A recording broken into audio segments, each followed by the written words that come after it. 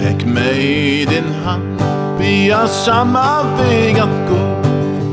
Träck mig i din hand, vi har samma mål att nå. Glöm allt som skiljer och låt oss tänka på vi behöver alla varandra.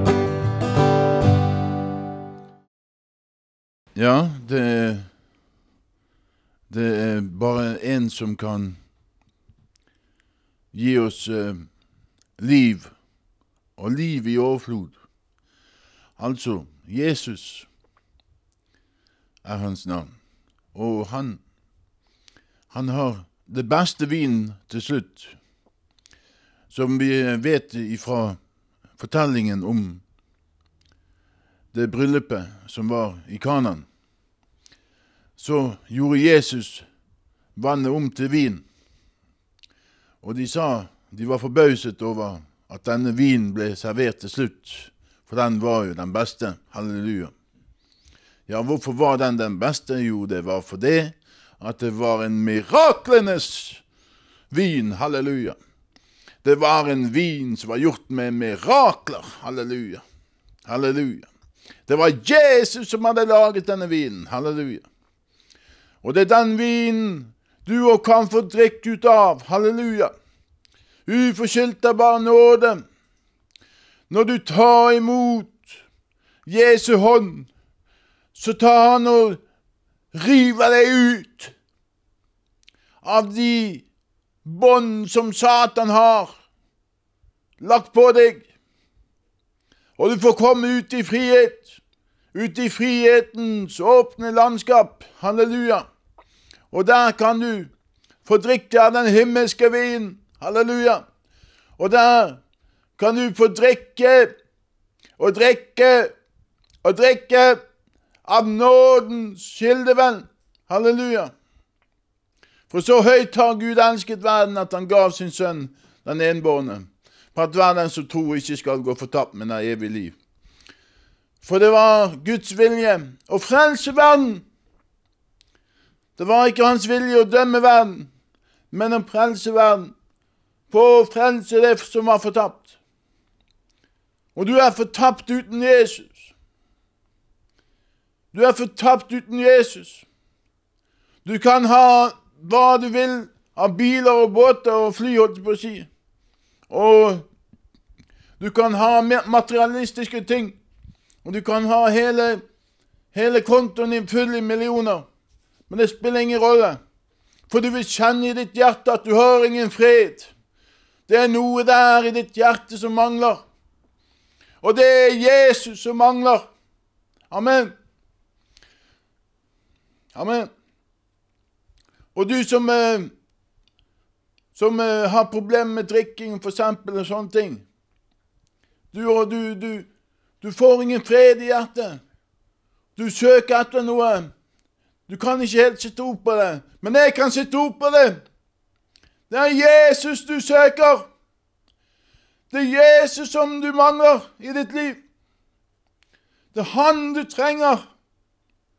For det er kun han som kan gå inn på sjelen og lege sjelen. Derfor sier det i Guds ord, han er sjelenes gode hyrde. Og det er denne hyrden du må høre på. Det er denne hyrden du må få tak i. Hør her. Nå har vi talt om Jesus i Norge i mange, mange år. Men det har vært veldig lite kraft i den forkynnelsen. Men nå kommer jeg til deg, sier Jesus. Jeg vil vise deg Skriftenes Jesus. Jeg vil reise meg i dag, sier Jesus. Jeg vil søke de fortapte. Jeg vil søke deg, du som har tomhet i hjertet. Og jeg vil løse deg ut. På et sekund til Jesus. Det eneste du trenger å gjøre, er å være åpen for meg. Åpne deg opp for Skriftenes Jesus. Så kommer han inn. Og når han kommer inn, Da må Satan vike. Da må all ondskap fly. Fordi at Jesus og Satan passer ikke sammen. Halleluja. Og da kommer freden inn. Da får du fred i ditt hjerte og sinn. Og da får du fred i hjemmet ditt. Da får kjærligheten og kjærlighetens ånd flyte i ditt hjem. Amen. Så drikk av kilden. Åpne opp Bibelen din. Søk de kristne som lever med Jesus. Gå nye veier, min venn. Gå ikke lenger alene med motløshet.